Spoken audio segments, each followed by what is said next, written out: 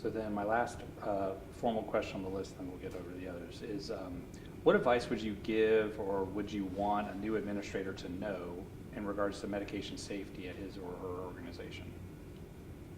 So I think the important thing about medication safety and being a medication safety officer, I would recommend a formal person to do medication safety. But depending on the size of the facility or the process that the pharmacy is connected to, having a multidisciplinary group to look at your medication safety, because pharmacy is one piece of it, and pharmacy often is the department that gets connected most to medication safety, since that's where the pharmacists are and where the medications are dispensed from.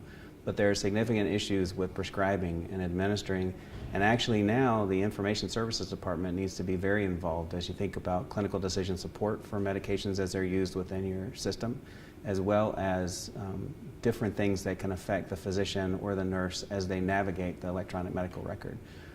So really having a team approach to medication safety is important. Being able to have metrics that you can look at and that you can monitor. So we've talked about, just in the course of this interview, barcode administration. We've talked some about medication events, having a concept for what those look like at your hospital, or at least knowing that there's somebody that looking at that information and looking for opportunities to improve is a big piece of the process. But being able to put metrics together allows you to gauge the effectiveness and to gauge whether or not you're doing the right things for your patients.